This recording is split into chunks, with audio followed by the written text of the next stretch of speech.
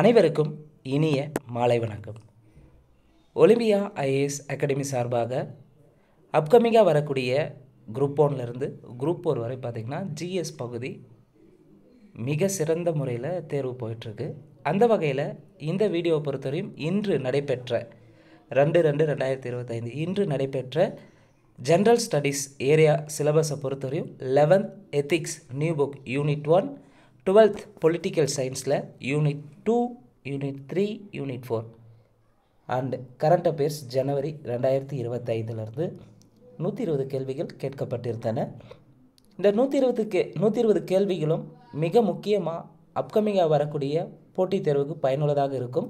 குறிப்பாக டிஎன்பிசி தேர்வை நடத்துகிற எல்லா போட்டித் தேர்வுக்கும் ஜென்ரல் ஸ்டடீஸ்லேருந்து ஹெல்ப்ஃபுல்லாக இருக்கும். இந்த வீடியோக்கான கொஸ்டின் பேப்பர் லிங்க் டிஸ்கிரிப்ஷனில் தரப்பட்டுள்ளது. அதே போல் ஒலிம்பியா ஐஏஎஸ் அகாடமி டெலகிராம் சேனலுக்கான லிங்க்கும் தரப்பட்டுள்ளது. நம்ம ஒலிம்பியா ஐஏஎஸ் அகாடமியோட இணைந்து தொடர்ந்து ஆதரவு தந்து இருக்கக்கூடிய அனைத்து போட்டியாளர்களுக்கும் மனமார்ந்த வாழ்த்துக்களை தெரிவித்துக் கொள்கிறோம். கிட்டத்தட்ட தொடர்ந்து ஆதரவும் அதே போல் உங்களுடைய ஃபீட்பேக்கும் எங்களுடைய அடுத்த கட்ட வளர்ச்சிக்கும் உங்களுடைய வெற்றிக்கு நாங்கள் தொடர்ந்து முயற்சிப்போன்றதையும் இந்த நேரத்தில் நான் தெரிவித்துக் கொள்கிறேன். ஒவ்வொரு நாளும் நமக்கு ஒரு புதிய நாளாக ஏற்படுத்தி கொள்வது நம்மக்கிட்ட தான் இருக்குது. நம்முடைய எண்ணங்கள் மிக சரியாக செயல்படும் போது நம்ம எதை பற்றியும் கவலைப்படாமல் நம்ம இலக்கை நோக்கி பயணிக்கலாம். நம்முடைய இலக்கு 2025 அரசு பணியில் இருக்கணும். அதில் குறிப்பாக குரூப் 4 எக்ஸாமு நமக்கு மிக ஒரு அற்புதமான வாய்ப்பு. நியூ சிலபஸ், இந்த நியூ சிலபஸ் படி ஒலிம்பியா ஐஏஎஸ் அகாடமி சார்பாக தேர்வுகள் நடத்தப்பட்டு வருகிறது. இந்த தேர்வை சரியாக பயன்படுத்தி தொடர்ந்து உங்களுடைய கேர்லெஸ் மிஸ்டேக்கெல்லாம் சரி பண்ணுங்கன்னா நிச்சயமாக சொல்கிறேன் 2025 நீங்கள் கண்டிப்பாக அரசு வேலையில் இருப்பீங்க. தொடர்ந்து எங்களோடு பயணிக்கக்கூடிய அனைத்து சப்ஸ்கிரைபர்களுக்கும் போட்டியாளர்களுக்கும் ஒரே ஒரு வேண்டுகோள், நம்முடைய இலக்கு 2025 தான். இந்த 2025 நான் வேலைக்கு போவேன் அப்படின்னு சொல்லிவிட்டு உங்களுடைய ப்ரிப்ரேஷனை ஸ்ட்ராங் பண்ணுங்கள். இதுதான் நமக்கான கிடைச்ச மிக அரிய வாய்ப்பு. ஏன்னா ஒரே ஆண்டில் எக்ஸாம் வச்சு ரிசல்ட் விட்டு கவுன்சிலிங் முடித்து உடனே 1 இயரில் பார்த்திங்கன்னா நெக்ஸ்ட் 6 மந்தில் உங்களுக்கு போஸ்டிங் போடுறாங்கன்னா அது இந்த ஆண்டு மட்டும்தான் அதுக்கான வாய்ப்பு. ஏன்னா 2026 எலெக்ஷன் வருது. இந்த எலெக்ஷனுக்கு முன்னே எவ்வளோக்கு எவ்வளோ சீக்கிரமாக போஸ்டிங் போட்டு அப்பாயின்மெண்ட் ஜாயின் பண்ணுவாங்க. அதனால் இந்த வாய்ப்பை பயன்படுத்திக்காங்க. 2026 நீங்கள் அரசு பணியிலிருந்து அடுத்த பொங்கலை மிக சிறப்பாக கொண்டாடணும். 1 மாதம் முழுமையாக முடிந்து விட்டது. இனியும் காலதாமதம் செய்யாமல் உங்களுடைய வேலையை சிறப்பாக செய்யுங்க. வாங்க வீடியோஸ்குள்ளே போகலாம். முதல் கேள்வி, பண்பாடு என்ற சொல்லை தமிழில் முதலில் அறிமுகப்படுத்தியவர்? பண்பாடு என்ற சொல்லை தமிழில் முதலில் அறிமுகப்படுத்திய டி.கே. சிதம்பரனார். கேள்வி 2, பின்வரும் கூற்றுகளில் சரியானது எது எவை? 1, உலகம் என்பது உயர்ந்தோர் மேற்றே என்கிறது தொல்காப்பியம். சரி. பண்பெனப்படுவது பாடறிந்து ஒழுகுதல் என்று கலித்தொகை குறிப்பிடுகிறது. அப்போ கேள்வி 2க்கு என்னன்னா, கேள்வி சரியானது எது? 1 மற்றும் 2 சரி. கேள்வி 3, தமிழர் தோற்றம் பற்றிய கருதுகோள்களில் சரியானது எது எவை? 4 கூற்றுல எது சரின்னு பார்க்கலாம். தமிழர் தோற்றம் பற்றி 1, தமிழர்கள் குமரிக்கண்டத்தில் வாழ்ந்தார்கள் என்பது ஒரு கருதுகோள். சரி. 2, தென்னிந்தியாவின் பழங்குடிகள் என்பது 2வது கருதுகோள். சரி. 3, ஆதியில் ஆப்பிரிக்காவில் இருந்து அரேபிய கடல் வழியாக தென்னிந்தியா வந்தோரின் வழித்தோன்றல்கள் என்கிறது 3வது கருதுகோள். சரி. 4, மத்திய ஆசியா வட இந்தியா நிலப்பரப்புகள் இருந்து காலப்போக்கில் தென்னிந்தியா வந்தனர் என்பது 4வது கருதுகோள். ஸோ 4 கருதுகோளுமே சரியாக இருக்குது. அப்போ தமிழருடைய தோற்றம்னா கருதுகோள் 4 வகையான கருதுகோள் இருக்குது. இந்த 1 குமரிக்கண்டத்தில் வாழ்ந்தார்கள் என்பது, 2 தென்னிந்தியாவின் பழங்குடிகள் என்பது, 3 ஆப்பிரிக்காவிலிருந்து அரேபிய கடல் வழியாக வந்தவர்கள்னு சொல்கிறாங்க, 4 மத்திய ஆசியா வட இந்தியாவிலேருந்து காலப்போக்கில் தென்னிந்தியா வந்தவங்க தமிழர்களுடைய தோற்றம் பற்றி குறிப்பிடுகிறது. கேள்வி 4, பின்வரும் கூற்றுகளில் தவறானது எது எவை? 2 கூற்றில் எது தவறுன்னு பார்க்கலாம். யாதும் ஊரே யாவரும் கேளீர் என்ற உயரிய தத்துவத்தை உலகிற்கு தந்தவர் வள்ளுவர். ஸோ முதல் கூற்று தவறு. யாதும் ஊரே யாவரும் கேளிர் தீதும் நன்றும் பிறத்தருவாரா கணியன் பூங்குன்றனார் பாடிய ஒரே ஒரு பாடல் புறநானூரில் இடம்பெற்றிருக்கும். இப்போ முதல் கூற்று தவறு. இரண்டாவது கூற்று சேர மன்னர்களின் வணிக முறை, ஆட்சி சிறப்பு, போர் திறம், கொடைத்திறம் முதலானவற்றை பற்றி பரிபாடல் விளக்குகிறது. சேர மன்னர்கள்னாவே நமக்கு நல்ல தெளிவாக தெரியும். 10 நூல் தான் சொல்லியிருக்கோம். அப்போது தவறானது 1, 2 தவறாக இருக்குது. கேள்வி 5. இசைப்பாடல் என்று அழைக்கப்படும் நூல் எது? இசைப்பாடல் என்று அழைக்கப்படும் நூல் பரிபாடல். கேள்வி 6. தவறானது எது? 4 ஆப்ஷனில் எது தவறுன்னு பார்க்கலாம். 1 ஆப்ஷன் ஏ, பாண்டியர்களின் தலைநகராகிய மதுரையின் சிறப்பையும் வைகை ஆற்றின் சிறப்பையும் திருமால் முருகன் போன்ற தெய்வங்கள் வழிபட்ட முறைகளையும் மதுரை காஞ்சி குறிப்பிடுகிறது. ஸோ பாண்டியர்களின் தலைநகர் மதுரை தான். மதுரையுடைய சிறப்பு, வைகை ஆற்றின் சிறப்பு, திருமால் முருகன் போன்ற தெய்வங்களை வழிபட்ட முறைகளை மதுரை காஞ்சி சொல்லுதானா? கிடையாது. பரிபாடல் குறிப்பிட்டிருக்கும். பரிபாடல். அப்போ இங்கே தவறானது ஆப்ஷன் ஏ. மற்ற 3 ஆப்ஷனும் பிசிடியும் சரியாக தான் இருக்குது. என்னன்றதை பார்க்கலாம். தம்மை போன்று வறுமையில் வாடும் பிறரும் வளம் பெற்று வாழ்வதற்கான வழிமுறைகளை கூறுகின்ற பெருமனம் படைத்தவர்களாக புலவர்கள் திகழ்ந்துள்ளார்கள் என்பதை ஆற்றுப்படை நூல்கள் புலப்படுத்துகின்றன. சரி. குறிஞ்சி பாட்டும் முல்லை பாட்டும் நிலவளம், காதலின் சிறப்பு ஆகியவற்றை பற்றி பேசுகின்றன. சரி. நெடுநல்வாடை காதலையும் வீரத்தையும் ஒரு சேர பேசுகிறது. காதலையும் வீரத்தையும் ஒரு சேர பேசும் நூல் நெடுநல்வாடை. யாரு? நக்கீரர் எழுதியிருப்பார். சரி. கேள்வி 7. ஆற்றிடை காட்சி உரளத் தோன்றி பெற்ற பெருவலம் பெறார்க்கு அரியறி சென்று பயனெதிர் சொன்ன பக்கம் என்ற பாடல் வரி எந்த நூலில் இடம்பெற்றுள்ளது? ஆற்றிடை காட்சி உரளத் தோன்றி பெற்ற பெருவலம் பெறார்க் அறிவுரி சென்று பயனெதிர் சொன்ன பக்கம் என்ற பாடல் வரி தொல்காப்பியத்தில் இடம்பெற்றுள்ளது. கேள்வி 8. தரைவழி வணிகத்தாலும் கடல்வழி வணிகத்தாலும் வளம் பெற்றிருந்த நாடு எது? தரைவழி வணிகத்தால் கடல்வழி வணிகத்தாலும் வளம் பெற்ற நாடு சோழ நாடு. கேள்வி 9. முட்டா சிறப்பின் பட்டினம் என்று பாடல் வரி இடம்பெற்றுள்ள நூல் எது? முட்டா சிறப்பின் பட்டினம் என்று பாடல் வரி இடம்பெற்றுள்ள நூல் எதுன்னு பார்த்தீங்கன்னா பட்டினப்பாலை. சோழ நாட்டின் வளத்தை பற்றி தான் இங்கே குறிப்பிட்டிருக்கும் பட்டினப்பாலை. கேள்வி 10.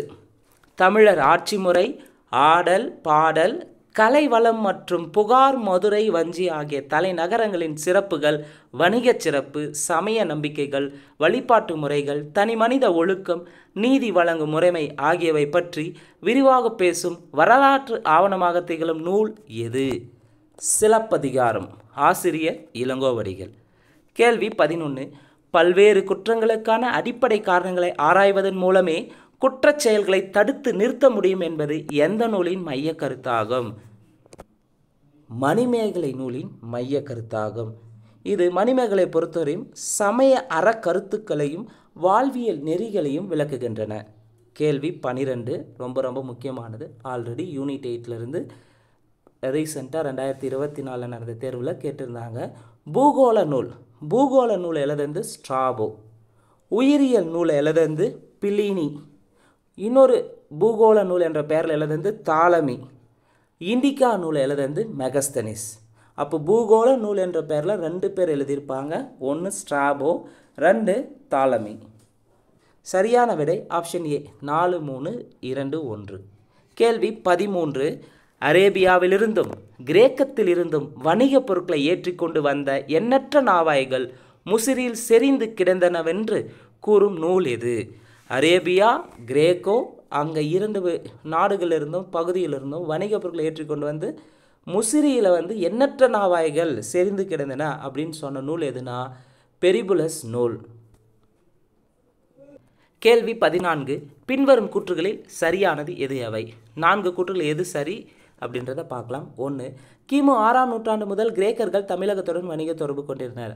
அப்போ கிரேக்கர்கள் எந்த நூற்றாண்டுலேருந்து தமிழகத்தோடு வணிக தொடர்பு கொண்டிருந்தாங்க அப்படின்றத தெளிவாக தெரிஞ்சுக்கணும். எதுனா ஆசிலேஷன் ஆகக்கூடியது.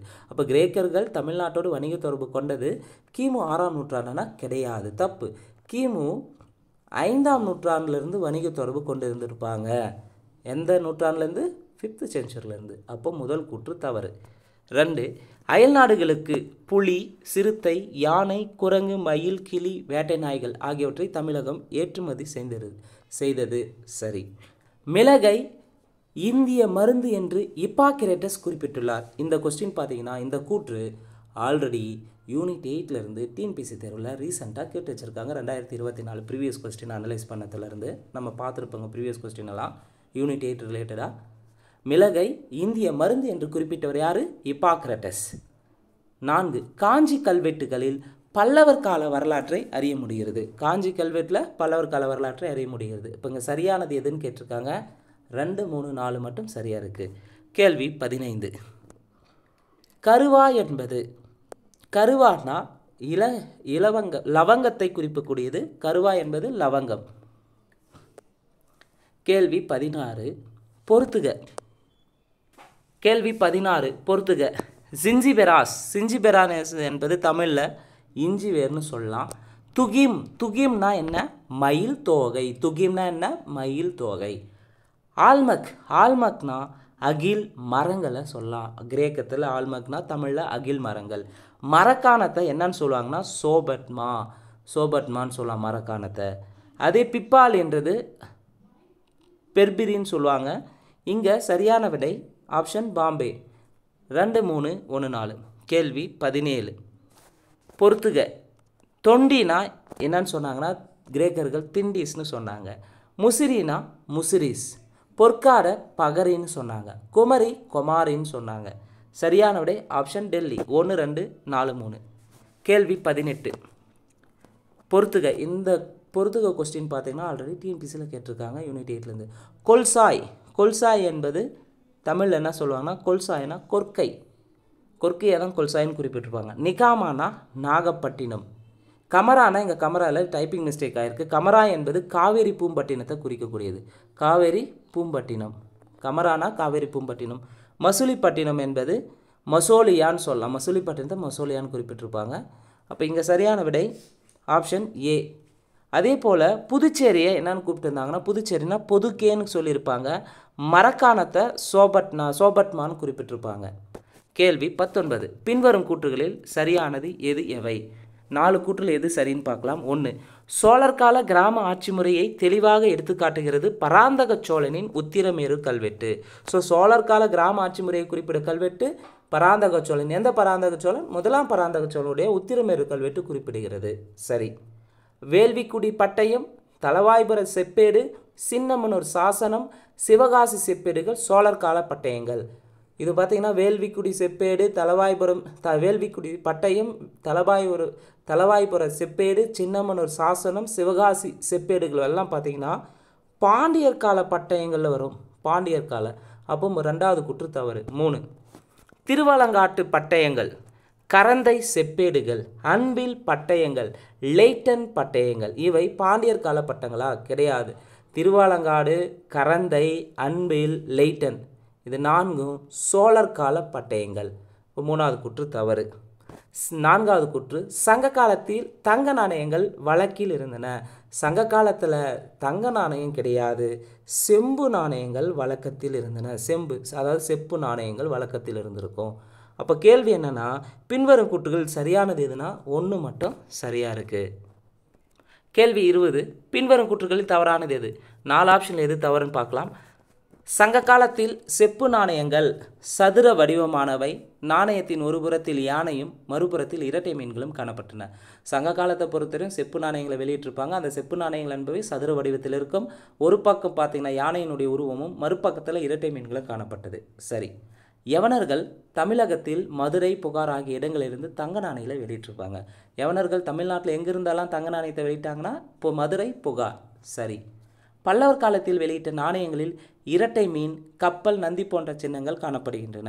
பல்லவர் காலத்தில் வெளியிட்ட நாணயத்தை பொறுத்தவரை இரட்டை மீன், கப்பல், நந்தி போன்ற சின்னங்கள் காணப்படுகின்றன. சரி. அப்போ 3 கூற்று சரியாக இருக்குன்னா தவறானது 4 தான் தவறு. முதலாம் ராஜேந்திரன் காலத்தில் வெளியிடப்பட்ட நாணயங்களில் புலியும் அதன் அருகில் இரட்டை மீன் கொண்ட வடிவங்கள் காணப்படுகின்றன. அப்போ இங்கே முதலாம் ராஜேந்திரன் காலத்தில் வெளியிடப்பட்ட நாணயமான கிடையாது.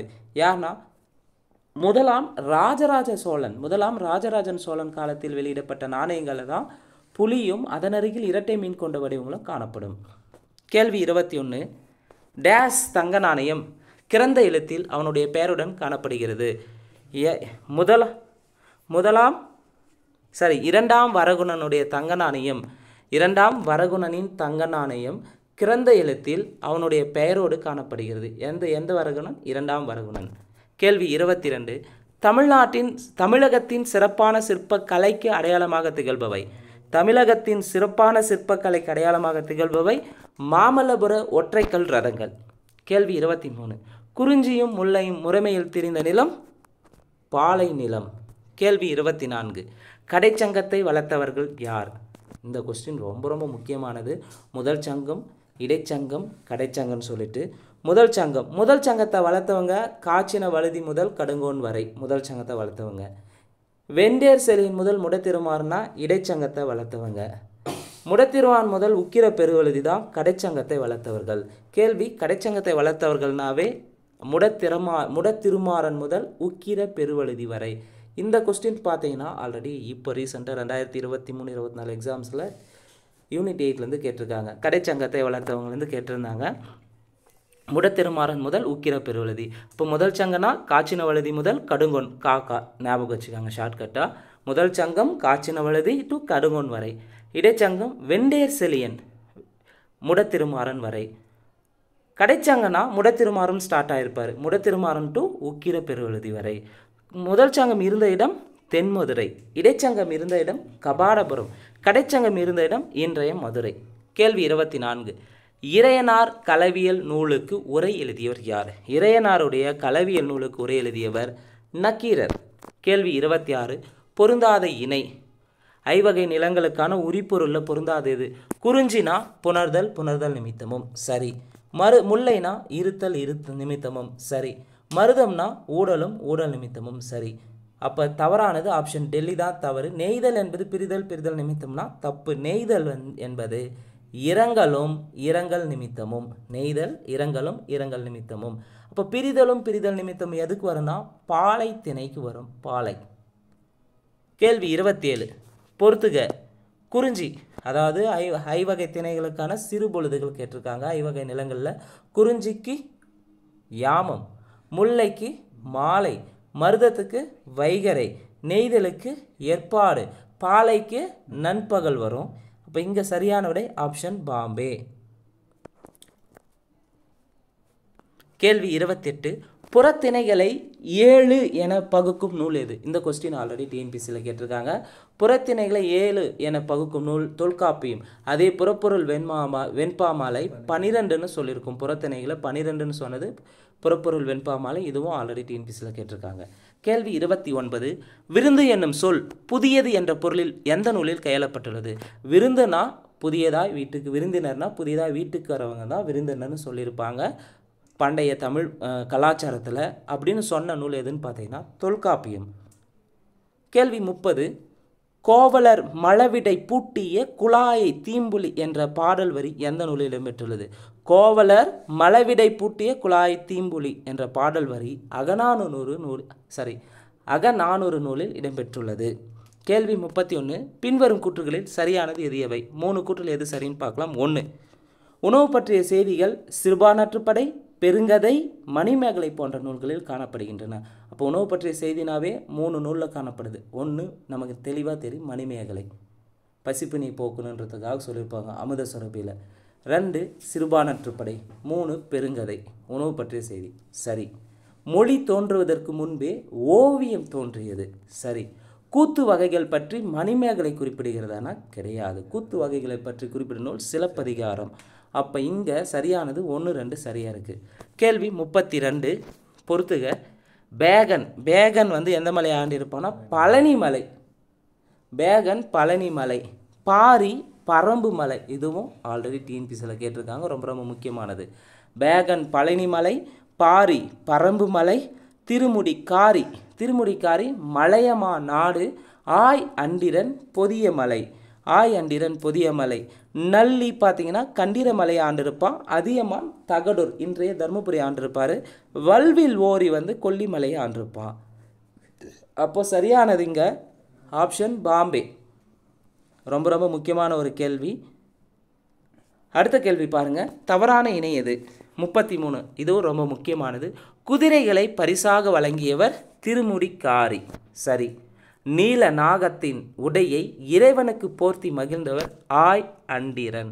நீலநாகத்தின் உடையை இறைவனுக்கு போட்டு ஆய் சொல்கிறார், ஹாய் நீலநாகம் அப்படின்னு ஞாபகம் வச்சுக்காங்க. யார்? ஆய் அண்டிரன். 3. மலைவாழ் மக்களுக்கு அனைத்து பொருள்களையும் வழங்கியவர் நல்லி. நல்லவன் என்ன பண்ணுவான்? மலைவாழ் மக்களுக்கு அனைத்து பொருளையும் தந்திருக்கான் நல்லி. யாழ் மீட்டும் பாணர்களுக்கு பரிசு வழங்கியவர் பாரியனா? கிடையாது. யாழ் மீட்டும் பாணர்களுக்கு பரிசு வழங்கியவர் வல்வில் ஓரி. வல்வில் ஓரி. அப்போது தவறான இணை ஆப்ஷன் டெல்லி.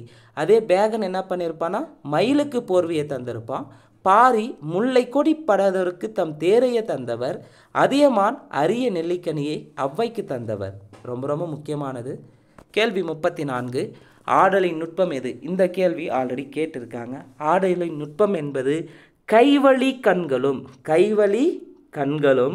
கண்வழி மனமும் செல்ல ஆடுதல் வேண்டும். அதுவே ஆடலின் நுட்பம்னு சொல்லுவாங்க. கைவழி கண்களும் கண்வழி மனமும் செல்ல ஆடுதல் தான் ஆடலின் நுட்பம். கேள்வி 35. சரியான இணையை தேர்வு செய்க. 3 இணையில் எது சரின்னு பார்க்கலாம். 1. பரதநாட்டியத்தில் ஒரு முக்கிய கூறான கை அசைவுகளை சமஸ்கிருதத்தில் அஸ்தம் என அழைப்பர். சரி. கை என்பதன் சமஸ்கிருத சொல்லி அஸ்தம் என்பர். சரி. அஸ்தம் என்பதற்கு தமிழில் முத்திரை என்பர். சரி. சரியான விடை 3 கூற்றுமே சரியாக இருக்குது. 35 கேள்வி பார்த்தீங்கன்னா 11th எத்திக்ஸ் யூனிட் 1 பண்பாடு என்ற பாட சிலபஸ்லேருந்து 35 கேள்வி நம்ம மாதிரி கேள்வியை பார்த்துருக்குறோங்க. அடுத்து வரக்கூடியது பொலிட்டிக்கல் சயின்ஸ் ஏரியாவிலேருந்து.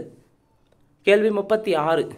ஒரு வருடத்தில் நாடாளுமன்றம் எத்தனை கூட்டத்தொடர்களை நடத்துகிறது? ஒரு வருடத்தில் நாடாளுமன்றம் 3 கூட்டத்தொடர்களை நடத்துகிறது. 1. நிதிநிலை அறிக்கை கூட்டத்தொடர், 2 மழைக்கால கூட்டத்தொடர், 3 குளிர்கால கூட்டத்தொடர். கேள்வி 37. பின்வரும் கூற்றுகளில் தவறானது எது?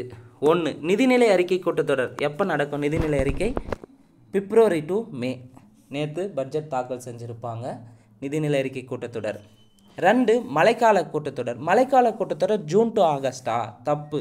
மழைக்கால கூட்டத்தொடர் ஜூலை டு ஆகஸ்ட். மழைக்கால கூட்டத்தொடர் ஜூலை டு ஆகஸ்ட். அப்போது 2 தவறாக இருக்குது.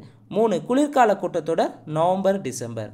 அப்போ இங்கே பின்வரும் கூற்றுகள் தவறானது எது? 2 மட்டும் தவறாக உள்ளன. கேள்வி 38.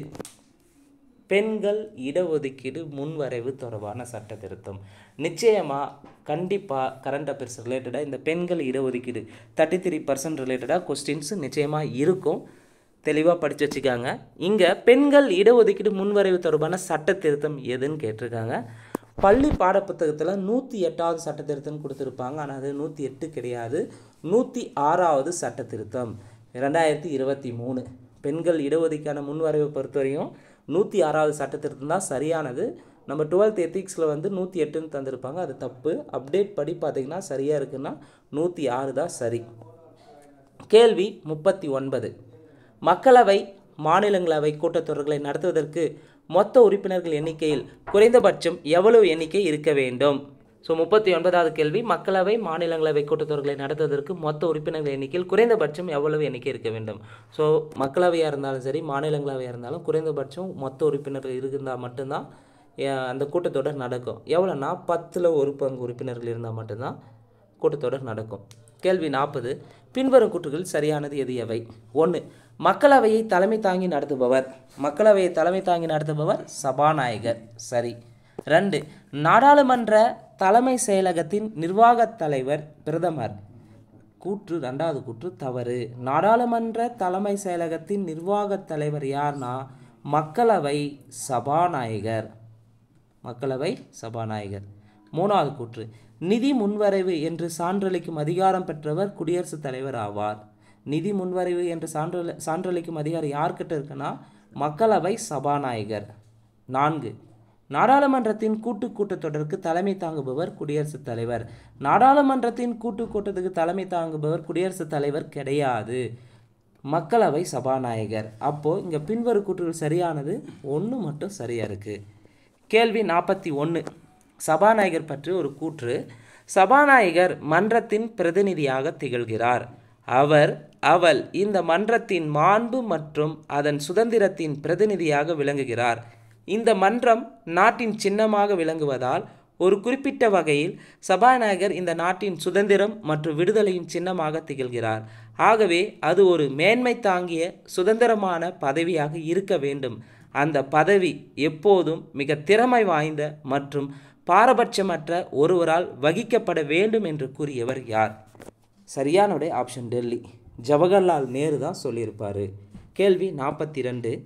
மாநிலங்களவை பற்றிய கூற்றுகளில் சரியானது எது எவை? ஸோ மாநிலங்களவை ராஜ்யசபான்னு சொல்லலாம், மேலவைன்னு சொல்லலாம்.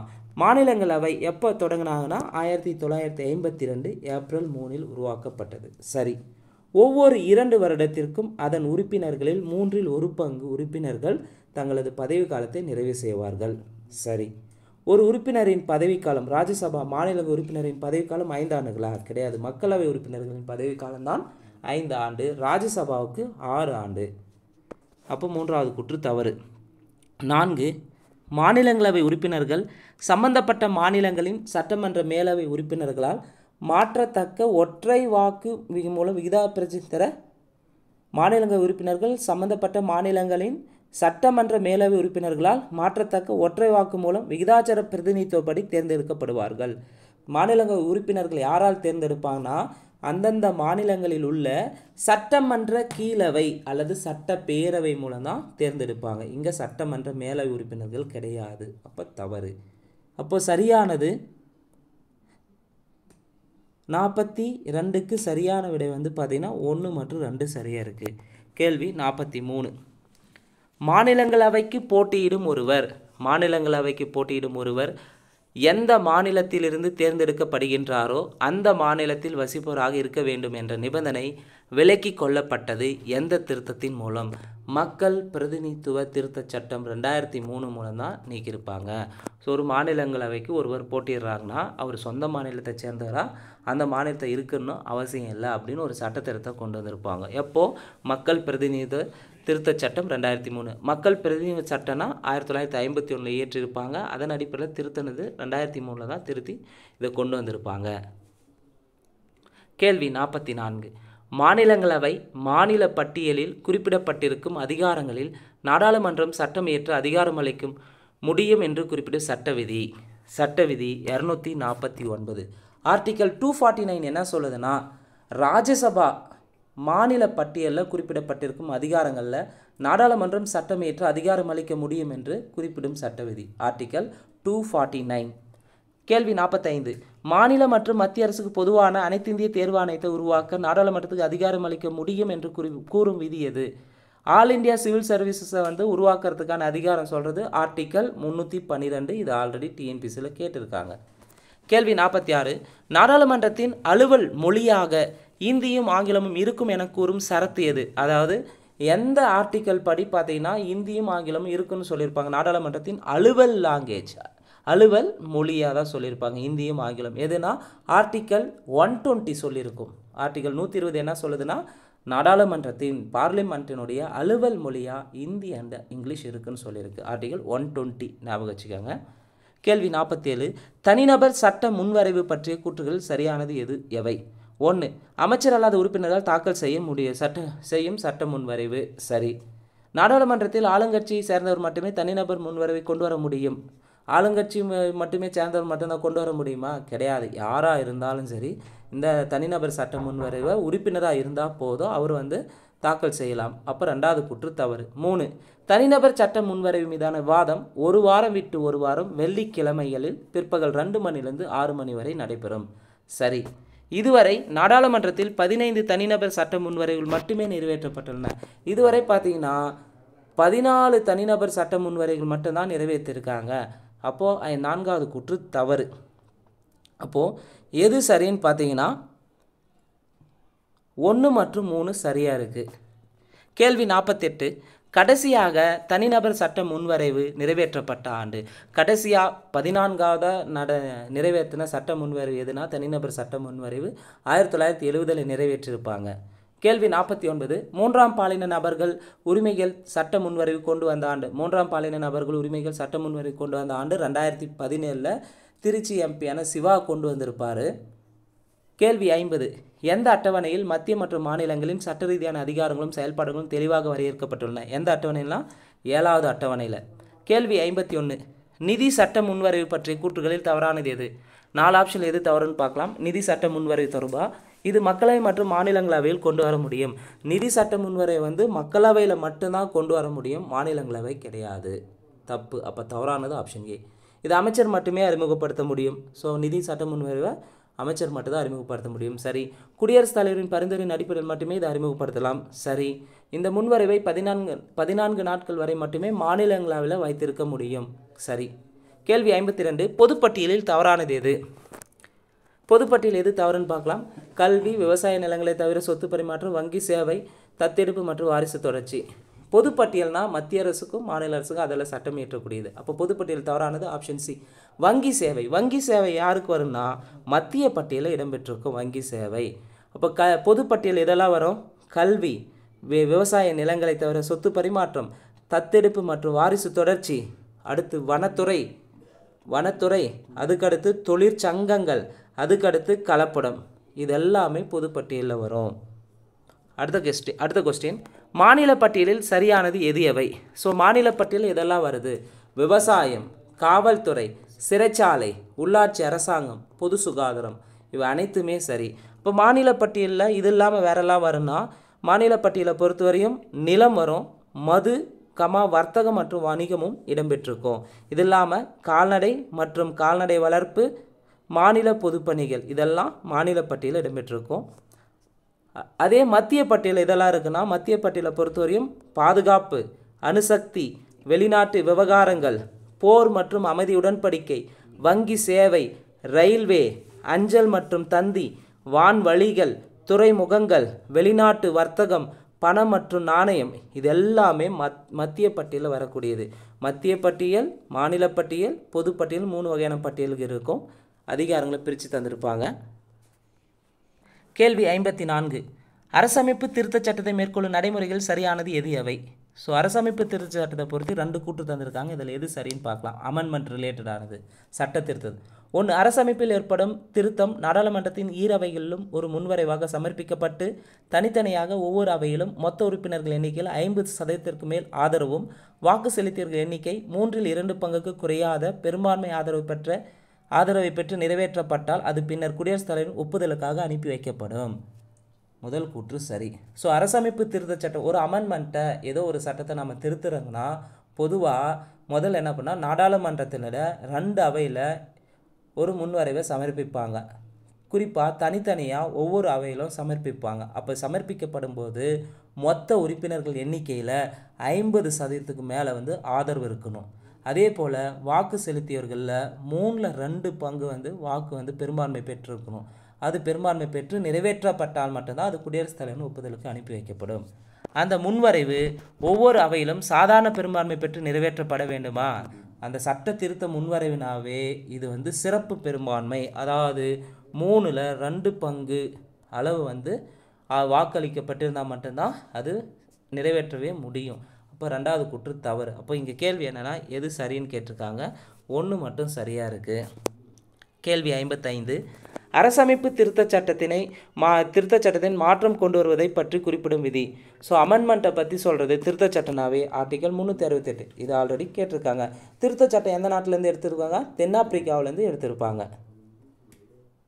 56வது கேள்வி மாநில சட்டமன்றங்கள் குறித்து குறிப்பிடும் சட்ட விதிகள்.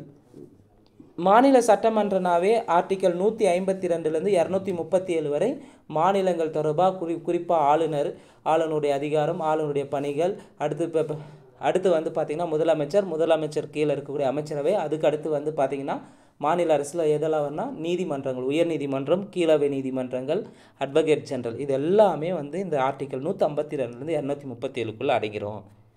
இந்த மாநில சட்டமன்றம் எந்த பகுதியில் இருக்குன்னா பார்ட் 6.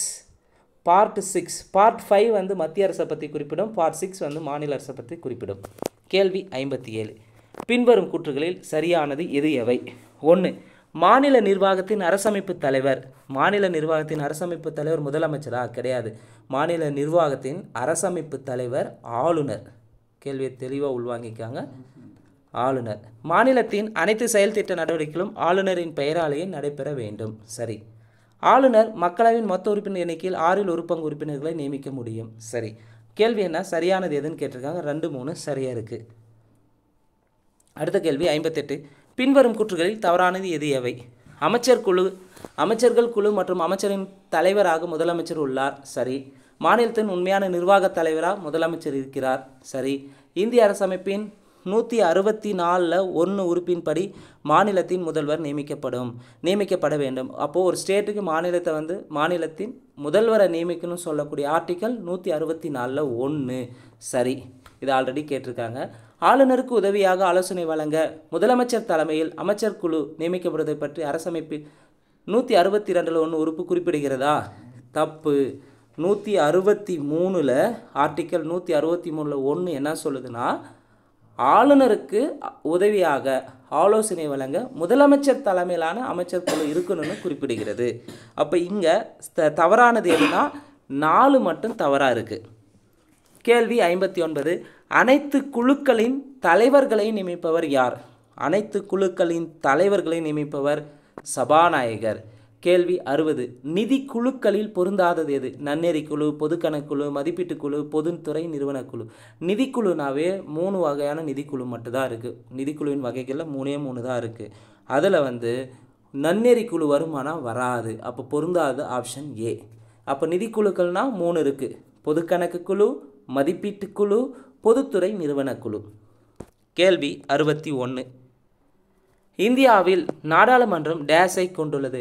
இந்தியாவை பொறுத்தவரையும் நாடாளுமன்றம்னா குடியரசுத் தலைவர், மக்களவை மற்றும் மாநிலங்களவை கொண்டதாக இருக்கும். கேள்வி 62.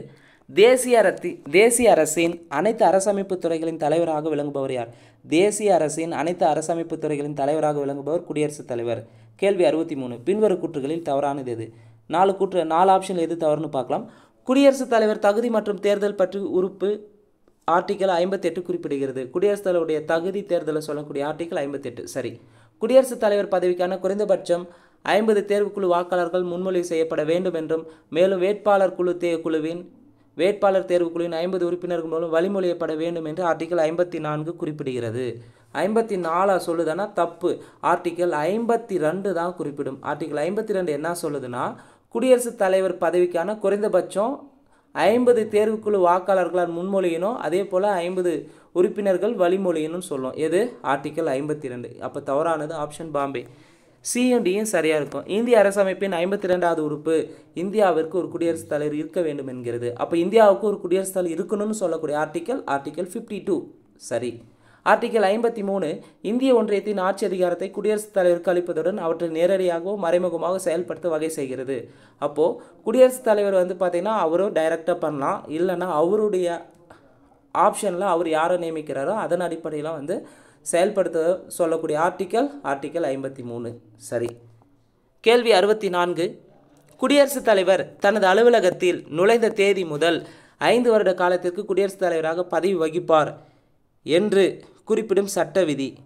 குடியரசுத் தலைவர் தனது அலுவலகத்தில் நுழைந்த தேதி முதல் 5 வருட காலம் அவருடைய பதவி காலத்தை பற்றி சொல்லக்கூடியது 56 ஆர்டிக்கல் 56. கேள்வி 65. குடியரசுத் தலைவர் மீது குற்றம் சாட்டி கண்டன தீர்மானம் நிறைவேற்றுவதற்கு ஒரு விரிவான நடைமுறைகளை தரும் சட்ட விதி. இந்த கொஸ்டின் ரிப்பீட்டடாக கேட்குறாங்க. ஆர்டிக்கல் 61 இம்பீச்மெண்ட், குடியரசுத் தலைவர் மீது குற்றம் சாட்டி அவரை நீக்கிறது ஆர்டிக்கல் 61. கேள்வி 66. தவறான இணை எது? 4 கூற்றில் எது தவறுன்னு பார்க்கலாம். 1. குடியரசுத் தலைவரின் நெருக்கடி கால அதிகாரங்கள் பகுதி 18 குறிப்பிடப்பட்டுள்ளது. சரி. 2. இந்திய அரசமைப்பு சட்ட விதி 63 படி ஆர்டிக்கல் 63 படி துணை குடியரசுத் தலைவர் பதவியை வழங்குகிறது. சரி. குடியரசு துணைத் தலைவர் மாநிலங்களவையின் அலுவல் வழி தலைவராகிறார் என்று சட்ட விதி 64 குறிப்பிடுகிறது. ஸோ குடியரசு துணைத் தலைவர் பார்த்தீங்கன்னா மாநிலங்களவையின் அலுவல் வழி தலைவராகிறார் என்று குறிப்பிடும் ஆர்டிக்கல் 64. சரி. இந்திய அரசமைப்பின் ஆர்டிகல் 63 முதல் 71 வரையான உறுப்புகள் குடியரசு துணைத் தலைவர் பற்றியவை. அப்போ குடியரசு துணைத் தலைவரை பற்றி குறிப்பிடும் ஆர்டிகல்ஸ் வந்து 63லேருந்து 70 வரை, 63லேருந்து 70 வரை குடியரசு துணைத் தலைவரை பற்றி குறிப்பிடுகிறது. கேள்வி தவறான இணையது, 4 மட்டும் தவறாக இருக்குது. கேள்வி 67. பிரதமர் என்பவர், பிரதமரை பற்றி யார் இந்த கூற்றை சொன்னதுன்னு பார்க்கலாம். பிரதமர் என்பவர் சமமானவர்களில் முதன்மையானவர். அத்துடன் கேபினட் அமைப்பின் அடிப்படை தூணாகவும் உள்ளார். அப்பதவியும் பொறுப்பும் அப்பதவி இருக்கும் வரையிலும் ஒப்பிட முடியாத ஒன்றாகவும் தனிச்சிறப்புமிக்க அதிகார மையமாகவும் விளங்குகிறது என்று கூறியவர் யார்? மார்லே பிரபு. கேள்வி 68. பின்வரும் கூற்றுகளில் சரியானது எது எவை? 1. இந்திய அரசமைப்பின் பகுதி 5இல் உள்ள 52 முதல் 79 வரையிலான உறுப்புகள் ஒன்றிய ஆட்சித்துறையை பற்றி கூறுகின்றன. இந்திய அரசமைப்பின் பகுதி 5 உள்ள 52 to 78 வரைன்னு வந்திருக்கணும், இங்கே 79ன்னு தந்திருக்காங்க. ஸோ ஒன்றிய ஆட்சித்துறையை பற்றி குறிப்பிடுவது வந்து பார்ட் 5ல், ஒன்றிய ஆட்சித்துறை வந்து பார்ட் 5 52 to 78 வரை சொல்லும். ஆனால் 12th பொலிட்டிக்கல் சயின்ஸில் பார்ட் 4ன்னு தந்திருப்பாங்க, அது தவறு.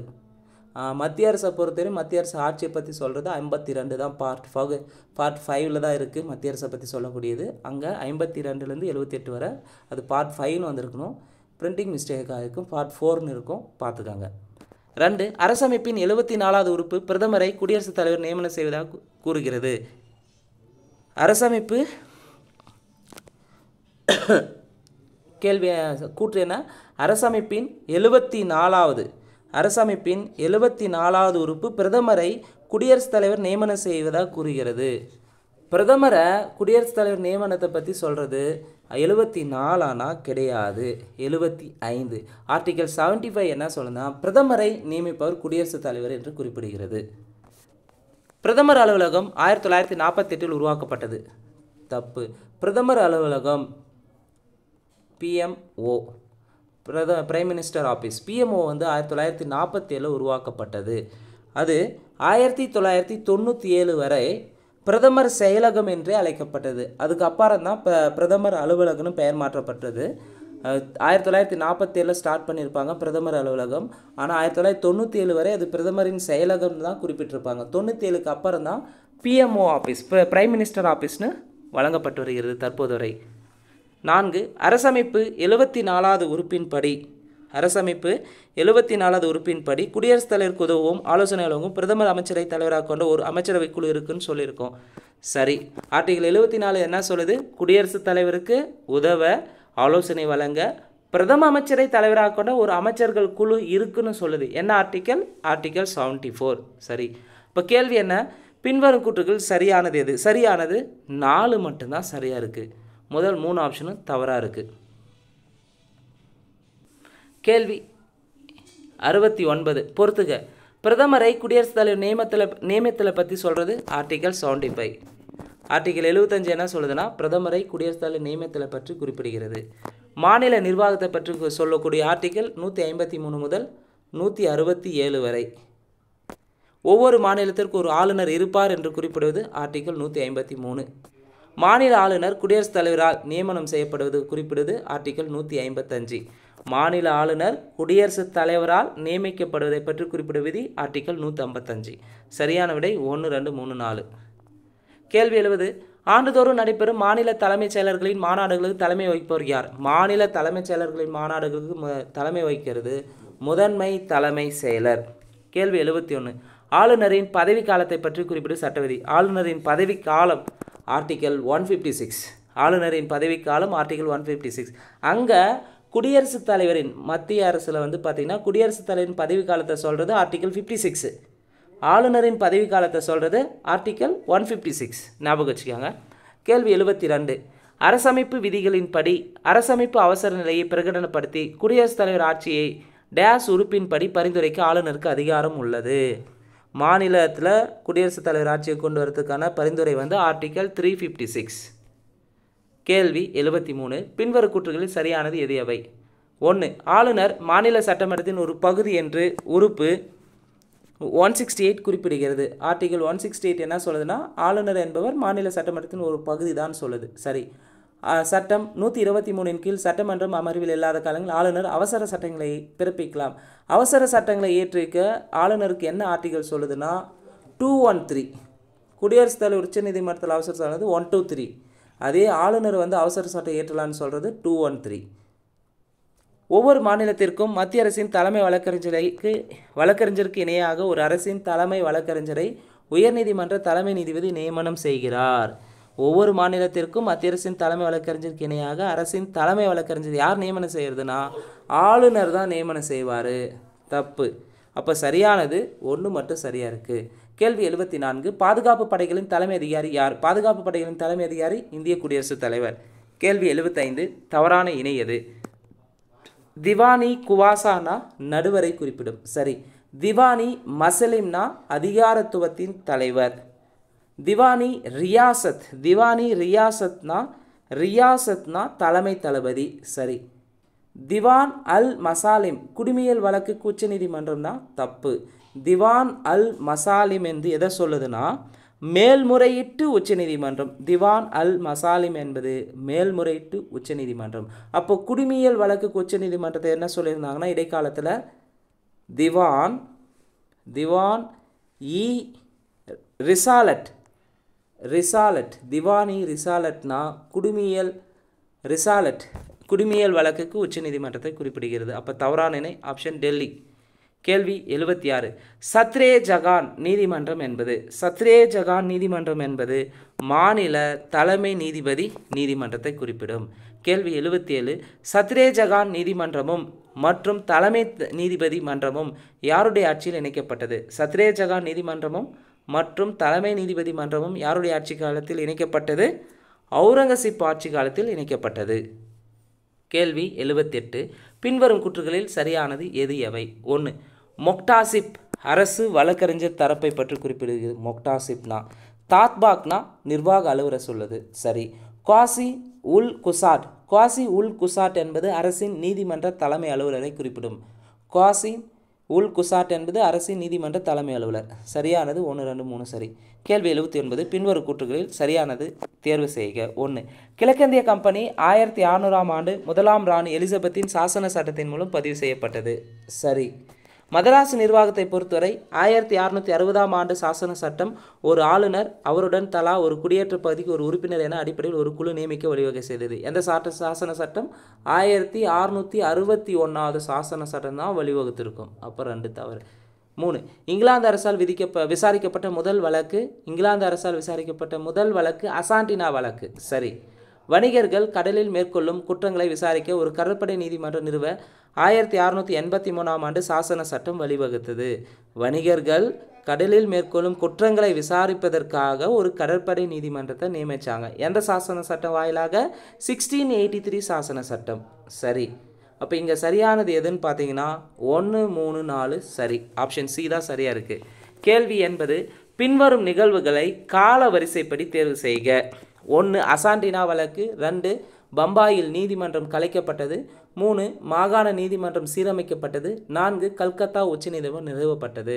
அப்போ அசாண்டினா வழக்கு எப்போ ஏற்பட்டது? அசாண்டினா வழக்கு 1665. அசாண்டினா வழக்கு 1665. 2.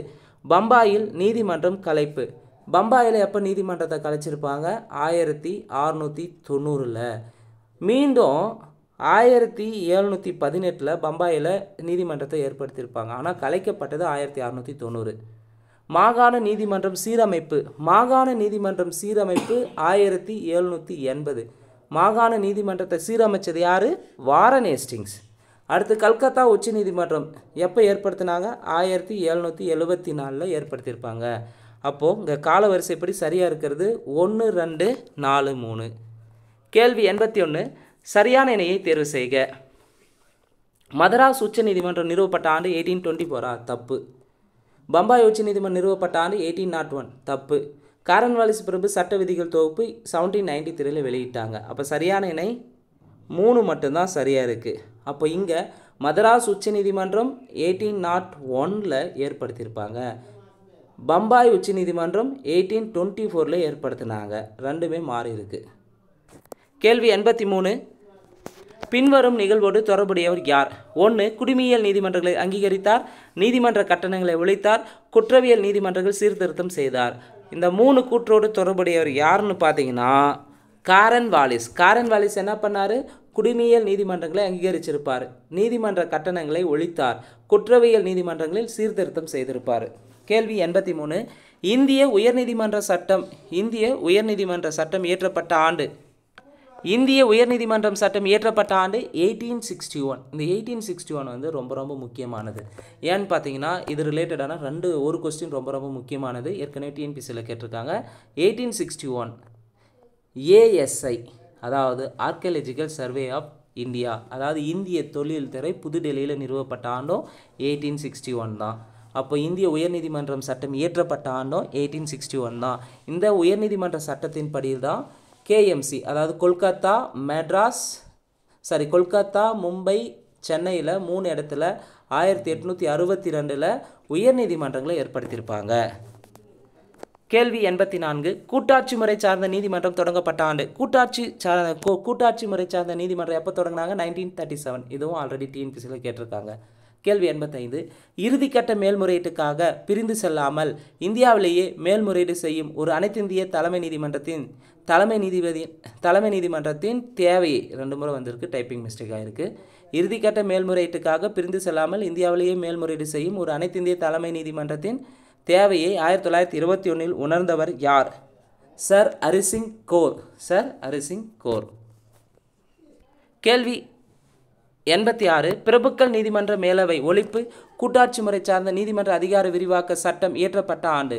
அப்போ பிரபுக்கள் நீதிமன்ற மேலவை ஒழிக்கப்பட்டதும் கூட்டாட்சி முறை சார்ந்த நீதிமன்ற அதிகார விரிவாக்கம் செய்யப்பட்டதும் ஒரே ஆண்டு தான். எப்போ? 1949. கேள்வி 87.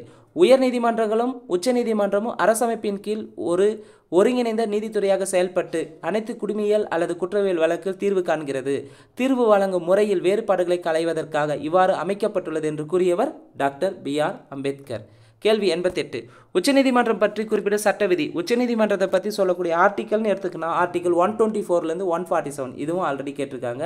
உச்சநீதிமன்றத்தை பற்றி அதனுடைய பணிகள் செயல்பாடுகளை பற்றி சொல்லக்கூடியது 124 to 147. கேள்வி 89. கூற்று 1 கூற்று 2. கூற்று 1. பட்டியல் இனத்தைச் சேர்ந்த முதல் உச்சநீதிமன்ற நீதிபதியாக 2000 கேஜி பாலகிருஷ்ணன் நியமிக்கப்பட்டார். சரி. கூற்று 2. கேஜி பாலகிருஷ்ணன் 2008 பட்டியலினத்தைச் சேர்ந்த முதல் தலைமை நீதிபதியாக உயர்ந்தார். 2008ன்னு பார்த்தீங்கன்னா தப்பு. எப்போ? 2007 பட்டியல் இனத்தைச் சேர்ந்த ஒரு எஸ்சி கம்யூனிட்டியை சேர்ந்த முதல் தலைமை நீதிபதியாக உயர்ந்திருப்பார் கேஜி பாலகிருஷ்ணன். இந்த 2 கொஸ்டினுமே ஆல்ரெடி டிஎன்பிசியில் கேட்டிருக்காங்க. அப்போ இங்கே 1 சரியாக இருக்குது, 2 தவறு. கேள்வி 90. பின்வரும் கூற்றுகளில் சரியானது எவை? 1. இந்திய உச்சநீதிமன்றம் ஜனவரி 28, 1950 ஆண்டு முதல் செயல்பட தொடங்கியது. சரி. உச்சநீதிமன்றத்தின் முதல் தலைமை நீதிபதி H.J. கானியா, ஹரிலால் J. கானியா. சரி. அரசமைப்பு உறுப்பு 32 கீழ் உச்சநீதிமன்றத்திலும் அரசமைப்பு உறுப்பு 226 கீழ் உயர்நீதிமன்றங்களிலும் குற்றவியல் நடைமுறை சட்டம் 133 படி நடுவர் நீதிமன்றங்களிலும் பொதுநல வழக்கிற்கான மனுவை தாக்கல் செய்ய முடியும். சரி.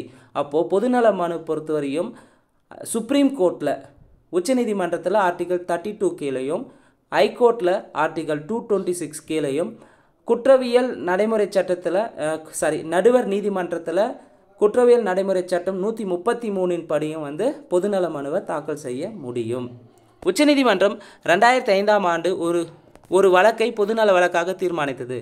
2005 தான் பொதுநல வழக்காக தீர்மானிச்சிருக்கோம். ஸோ சரி. அப்போ இங்கே சரியானது அனைத்துமே சரிங்க. கேள்வி 91. உச்சநீதிமன்றம் 1947 என்று தலைப்பிட்ட கட்டுரை ஒன்றில் ஜுடிஷியல் ஆக்டிவிசம் என்ற சொல்லினை அறிமுகப்படுத்தியவர். உச்சநீதிமன்றம் 1947 என்று தலைப்பிட்ட கட்டுரை ஒன்றில் ஜுடிஷியல் ஆக்டிவிசம் என்ற சொல்லினை அறிமுகப்படுத்தியவர் யாருன்னு பார்த்தீங்கன்னா ஆர்தர் சன்சிங்கர் ஜூனியர். கேள்வி 92. ஒரு பொது அலுவலில் சட்டப்பூர்வ நிலையை ஒருவர் எதன் அடிப்படையில் அல்லது எந்த அதிகார அமைப்பின் அடிப்படையில் அதில் அமர்த்தப்பட்டார் என்று கேள்வி கேட்பது. 5 வகையான பேராணைகள் ரொம்ப ரொம்ப முக்கியமானது. ஒரு பொது அலுவலில் சட்டப்பூர்வ நிலையை ஒருவர் எதன் அடிப்படையில் அல்லது எந்த அதிகார அமைப்பின் கீழ் அடிப்படையில் அமர்த்தப்பட்டார் என்று கேள்வி கேட்பது விளக்கம் கோரும் ஆணை. கேள்வி 93. இந்தியாவில் முதல் சட்ட ஆணையம் அமைக்கப்பட்ட ஆண்டு. இந்தியாவில் முதல் சட்ட ஆணையம் அமைக்கப்பட்டது 1834. கேள்வி 94. இந்திய தண்டனை சட்டம் அமலுக்கு வந்த ஆண்டு. இந்திய தண்டனை சட்டம் அமலுக்கு வந்த ஆண்டு 1862 இந்திய தண்டனை சட்டம் அமலுக்கு வந்தது 1862. ஆனால் இந்திய தண்டனை சட்டம் இயற்றப்பட்ட ஆண்டு 1860. இந்திய தண்டனை சட்டம் இயற்றப்பட்டது 1860, அமலுக்கு வந்தது 1862. கேள்வி 95. பாம்பே மீது கிழக்கிந்திய கம்பெனி நீதித்துறை அதிகாரம் செலுத்த எந்த சாசன சட்டம் அதிகாரம் அளித்தது? பாம்பே மீது ஈஸ்ட் இந்தியா கம்பெனி பார்த்தீங்கன்னா நீதித்துறை அதிகாரம் செலுத்த சாசன சட்டம் 1668 அனுமதி தந்திருக்கும். கேள்வி 96. பின்வருவனவற்றில் யார் இடைக்கால இந்தியாவில் நீதி நிர்வாகத்தை நிர்வகிக்க உச்சபட்ச அதிகாரம் கொண்டவர்? சுல்தான். கேள்வி 97. பின்வரும் உறுப்புகளில் எது உயர்நீதிமன்றத்திற்கு பேராணைகளை பிறப்பிக்க அதிகாரம் அளிக்கிறது? இது ஆல்ரெடி டிஎன்பிசியில் கேட்டிருப்பாங்க. பேராணைனாவே உயர்நீதிமன்றத்துக்கு ஆர்டிகல் 226. கேள்வி 98. எந்த நாட்டில் மாநில தலைமை நீதிமன்றங்களே உச்சநீதிமன்றம் என்று அழைக்கப்படுகிறது? எந்த நாட்டில் மாநில தலைமை நீதிமன்றத்தை உச்சநீதிமன்றம் சொல்கிறாங்கன்னா ஆஸ்திரேலியாவில். சரியான விடை ஆப்ஷன் டெல்லி. கேள்வி 99. சட்டத்தின் ஆட்சி என்ற சொல் எந்த நாட்டிலிருந்து எடுக்கப்பட்டது? சட்டத்தின் ஆட்சி என்ற சொல் இங்கிலாந்திலிருந்து எடுத்திருப்பாங்க. கேள்வி 100. உச்சநீதிமன்ற நீதிபதி ஓய்வு பெறும் வயது 65. அதே உயர்நீதிமன்ற நீதிபதி ஓய்வு பெறும் வயது 62. 101லேருந்து 120 வரை current affairs 2025. Scrub typhus bacteria தொற்று பற்றிய கூற்றுகளில் சரியானது எது அவை? 1. இது ரிக்கட்சியா எனப்படும் பாக்டீரியா பாதித்த ஒட்டுண்ணிகள், பூச்சிகள், உயிரினங்கள் மனிதர்களை கடிக்கும் போது ஏற்படும். சரி. சமீபத்தில் சென்னை, ராணிப்பேட்டை, காஞ்சிபுரம், வேலூர், திருப்பத்தூர் மாவட்டங்கள் பரவலாக பரவியுள்ளது. சரி. எலிசா ரத்த பரிசோதனை மற்றும் மூலக்கூறு பரிசோதனை மூலம் இந்த நோயினை கண்டறியலாம். சரி. அப்போ இங்கே சரியானது 1, 2, 3 சரி. கேள்வி 102. தவறான இணையை தேர்வு செய்க. 4 ஆப்ஷனில் எது தவறுன்னு பார்க்கலாம். கலைஞர் மகளிர் திறன் மேம்பாட்டு மையம் எங்கே தொடங்கியிருப்பாங்கன்னா கலைஞர் மகளிர் திறன் மேம்பாட்டு மையம் சைதாப்பேட்டை. சரி. அனிதா அச்சீவர்ஸ் அகாடமி எங்கே தொடங்கியிருப்பாங்கன்னா கொளத்தூர் தொகுதியில் தொடங்கியிருப்பாங்க. வறுமை ஒழிப்பில் முதலிடம் தமிழ்நாடு. சரி. மிக்ஸாம் புயல் 2024 ஏற்பட்டுச்சானா கிடையாது. மிக்ஸாம் புயல் 2023 ஏற்பட்டிருக்கும். அப்போ தவறானது ஆப்ஷன் டெல்லி. கேள்வி 103. தொழிலாளர்களுக்கு அதிக வேலைவாய்ப்பு வழங்குவதில் இந்தியாவில் முதலீடு வைக்கும் மாநிலம் எது? தமிழ்நாடு. தொழிலாளர்களுக்கு அதிக வேலைவாய்ப்பு வழங்குவதில் இந்தியாவிலேயே முதலீடு வைக்கும் மாநிலம் தமிழ்நாடு. கேள்வி 104. மகளிர் சுய உதவி குழுக்கள், நிதி மேலாண்மை உள்ளிட்டவற்றில் சிறப்பாக செயல்பட தமிழ்நாடு மகளிர் மேம்பாட்டு நிறுவனம் சார்பில் உருவாக்கப்பட்ட செயலி பெயர் என்ன? மின்மதி 2.0. மின்மதி 2.0. கேள்வி 105. இரும்பின் தொன்மை நூலை தமிழக முதல்வர் வெளியிட்ட நாள். இரும்பின் தொன்மை நூலை தமிழக முதல்வர் வெளியிட்ட நாள் ஜனவரி 23, 2025. கேள்வி 106. பொறுத்துக. அகழாய்வு நடைபெறும் இடங்களை பொறுத்துக. மாங்காடு எங்கே இருக்குன்னா சேலம். கீழ் நமண்டி திருவண்ணாமலை. மயிலாடும்பாறை கிருஷ்ணகிரி. சிவகலை தூத்துக்குடி மாவட்டம். அகழாய்வு நடைபெறும் இடங்கள். அகழாய்வு தொடர்பாக கண்டிப்பாக கேட்பாங்க, தெளிவாக படித்து வச்சுக்காங்க. 106க்கு சரியான விடை ஆப்ஷன் பாம்பே. 107. தமிழ்மொழி தியாகிகள் நாள் எப்போது அனுசரிக்கப்படும் என்று தமிழக முதல்வர் அனௌன்ஸ்மெண்ட் பண்ணியிருப்பார். தமிழ்மொழி தியாகிகள் நாள் ஜனவரி 25. ஜனவரி 25 ஏற்கனவே என்ன நாள் அனுசரிக்கிறோம்? தேசிய வாக்காளர் தினமாக அனுசரிக்கிறேங்க, ஞாபகம் வச்சுக்கோங்க. அடுத்து 108. தமிழ்நாடு குடியரசு தின விழா அலங்கார ஊர்தி அணிவகுப்பில் தமிழ்நாடு குடியரசு தின விழா அலங்கார ஊர்தி அணிவகுப்பில் முதலிடம் பிடித்த துறை எதுனா விளையாட்டுத்துறை முதலிடம் பிடிச்சிருக்கும். ஃபர்ஸ்ட் பிளேஸ் விளையாட்டுத்துறை, 2வது காவல்துறை, 3வது இந்து சமய அறநிலைத்துறை. கேள்வி 109. இந்திய பிரதமர் மோடி அவர்கள் இந்திய அரசாங்கத்தின் ஆதரவுடன் கூடிய தமிழ் கற்பித்தல் என்ற திட்டத்தினை எந்த நாட்டில் தொடங்கி வைத்தார்? இந்திய பிரதமர் மோடி அவர்கள் இந்திய அரசாங்கத்தின் ஆதரவுடன் கூடிய தமிழ் கற்பித்தல் என்ற திட்டத்தினை எந்த நாட்டில் தொடங்கி வைத்தார்? பிஜி நாட்டில் தொடங்கி வச்சிருப்பார். கேள்வி 110. ரொம்ப முக்கியமான ஒரு நடப்பு நிகழ்வு கூட. உலகிலேயே உயரமான ரயில்வே பாலம் சீனாப் நதி மீது எவ்வளவு மீட்டர் உயரத்தில் கட்டப்பட்டுள்ளது? உலகிலேயே உயரமான ரயில்வே பாலம் இந்தியாவில் தான் இருக்குது, ஜம்மு காஷ்மீர் யூனியன் பிரதேசத்தில் இருக்குது. சீனாப் நதி மீது கட்டியிருப்பாங்க. இந்த சீனாப் நதி எவ்வளோ உயரத்தில் கட்டியிருப்பாங்கன்னா 359 மீட்டர் உயரத்தில் கட்டப்பட்டுள்ளது. கேள்வி 111. பின்வரும் கூற்றுகளில் சரியானது எது? 1. நாட்டின் மெட்ரோ ரயில் சேவை மொத்தம் 1000 கிலோமீட்டர் தொலைவை எட்டியுள்ளது. சரி. மாற்றுத்திறனாளிகள் உரிமை சட்டம் 2016 இயற்றப்பட்டது. சரி. நமோ பாரத் ரயில் சேவை கொல்கத்தாவில் தொடங்கப்பட்டதா? தப்பு. நமோ பாரத் ரயில் சேவைனாவே டெல்லியில் தான் தொடங்கினாங்க ஃபஸ்ட்டு. பாரத் போல் இணையம் ஜனவரி 6, 2025 தொடங்கப்படுது.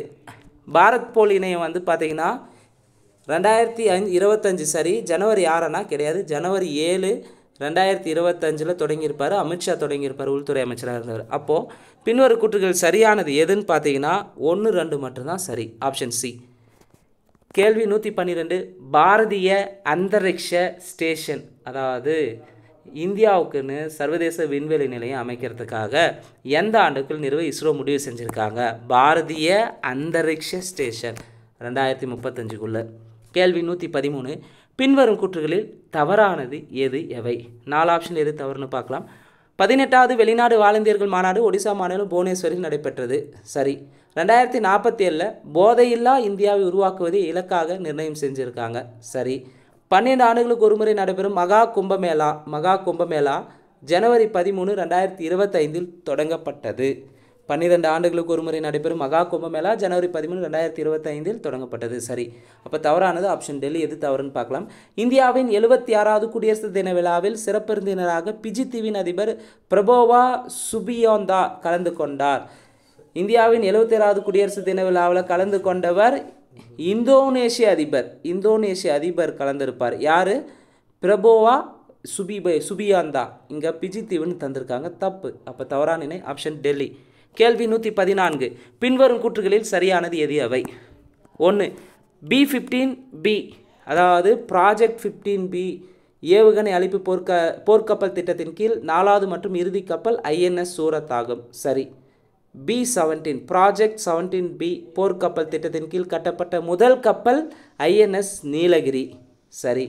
B-17 அதாவது ப்ராஜெக்ட் 75 ஸ்கார்பியன் திட்டத்தின் 6வது மற்றும் கடைசி நீர்மூழ்கி கப்பல் INS வாக்ஷிர். இது மூணுமே இப்போ சமீபத்தில் இந்திய கப்பல் இந்திய கடற்படை கிட்ட ஒப்படைச்சிருப்பாங்க. அப்போ இங்கே சரியானது மூணுமே சரி. கேள்வி 115. சுதந்திர இந்தியாவில் பொது சிவில் சட்டத்தை அமல்படுத்திய முதல் மாநிலம். நிச்சயமாக எதிர்பார்க்கலாம். பொது சிவில் சட்டத்தை அமல்படுத்திய முதல் மாநிலம் எதுனா உத்தரகாண்ட். கேள்வி 116. கருவுறுதல் விகிதம் பற்றிய கூற்றுகளில் தவறானது எது? கருவுறுதல் விகிதம்னா என்னன்றதை அது ரிலேட்டடான ஒரு கேள்வி கேட்டிருக்காங்க. கருவுறுதல் விகிதம் பற்றிய கூற்றுகள் தவறானது. ஒரு பெண் தன் வாழ்நாளில் பெற்றுக்கொள்ள முடிகிற குழந்தைகளின் சராசரி எண்ணிக்கை தான் கருவுறுதல் விகிதம் என்பர். சரி. உலகளாவிய நோய் சுமை அமைப்பு நடத்திய ஆய்வில் இந்தியாவின் கருவுறுதல் விகிதம் 2021 1.9 குறைந்தது. சரி. தேசிய குடும்ப நல ஆய்வு நடத்திய ஆய்வில் அதிக கருவுறுதல் விகிதம் உள்ள மாநிலம் உத்தரப்பிரதேசமா? தேசிய குடும்ப நல ஆய்வு நடத்திய ஆய்வில் அதிக கருவுறுதல் விகிதம் உள்ள மாநிலம் பீகார். இங்கே உத்தரப்பிரதேசம் பீகார் அடுத்த நிலையில் இருக்கும். அப்போ தவறானது ஆப்ஷன் சி. தமிழ்நாட்டின் தற்போதைய கருவுறுதல் விகிதம் எவ்வளோ இருக்குன்னா 1.4. தமிழ்நாட்டின் தற்போதைய கருவுறுதல் விகிதம் 1.4. சரி. கேள்வி 117. 2025ஆம் ஆண்டுக்கான உலக பொருளாதார கூட்டமைப்பு மாநாடு டாவோஸில் சுவிட்சர்லாந்தில் நடைபெற்றது. கேள்வி 118. இப்போ ஃபேமஸாக பேசக்கூடிய AI டீப்சிக் செயற்கை நுண்ணறிவு செயலை உருவாக்கியுள்ள நாடு எது? சீனா. அமெரிக்க பொருளாதாரம் ஐரோப்பிய பொருளாதாரத்தை புரட்டி போட்டிருக்கு இந்த டீப்சிக் செயற்கை ஆப்பு. வேறு லெவல் ஸ்பீடில் இருக்குது. யூஸ் பண்ணி பார்த்தங்க. டக்குன்னு ஃப்ராக்ஷன் ஆஃப் செகண்ட்ஸில் நம்ம கேட்கக்கூடிய தகவலுக்கான பதிலை கொடுத்துட்டே இருக்குது. 119. 2025ஆம் ஆண்டுக்கான நிதிவள குறியீடு பட்டியலில் முதலிடம் பிடித்த மாநிலம். இதை நிதிவள குறியீட்டை ஃபஸ்ட் டைம் நிதி ஆயோக் வெளியிட்டிருக்காங்க 2025. அந்த 2025க்கான நிதிவள குறியீட்டு பட்டியலில் ஃபஸ்ட் பிளேஸ் எதுன்னு பார்த்தீங்கன்னா ஒடிசா ஸ்டேட். செகண்ட் சத்தீஸ்கர். 3வது கோவா. தமிழ்நாடு இல்லை, லாங்கில் இருப்பாங்க. கேள்வி 120. 2025ஆம் ஆண்டுக்கான பத்ம விபூஷன் விருது பெற்றவர்கள் தவறான நபர் யார்? அப்போ 2025 பத்ம விபூஷன் விருது யாரெல்லாம் பெற்றாங்கன்றது தெளிவாக படிச்சிருக்கணும். துவூர் நாகேஸ்வர் ரெட்டி. சரி. இவர் பத்ம விபூஷன் விருது கிடைச்சிருக்கும். ஜெகதீஷ் சிங் கெகர். சரி. குமுதினி ரஜினிகாந்த். சரி. சுஷில்குமார் மோடிக்கு கிடைச்சிச்சேன்னா கிடையாது. பத்ம பூஷன் விருது தான் சுஷில்குமார் மோடிக்கு தந்திருப்பாங்க. அப்போ இங்கே தவறானது ஆப்ஷன் டெல்லி. அதே மற்ற 3 ஆப்ஷனும் பத்ம விபூஷன் விருதை வாங்கியிருப்பாங்க. தூக்கூர் நாகேஸ்வர் ரெட்டி, ஜெகதீஷ் சிங் கெகர், குமுதினி ரஜினிகாந்த். அப்போ தவறான விடை ஆப்ஷன் டெல்லி. ஸோ இந்த வீடியோவை பொறுத்தவரையும் இன்று நடந்த பொது அறிவு பகுதியில் ஜென்ரல் ஸ்டடீஸில் கேட்கப்பட்ட 120 கேள்விக்கான விடை குறிப்புகளை முழுமையாக பார்த்துருக்குறேங்க. நிச்சயமாக இந்த வீடியோ உங்களுக்கு பயனுள்ளதாக இருந்திருந்தால் மறக்காமல் கமெண்ட் செக்ஷனில் கமெண்ட் பண்ணுங்கள். நன்றி, வணக்கம்.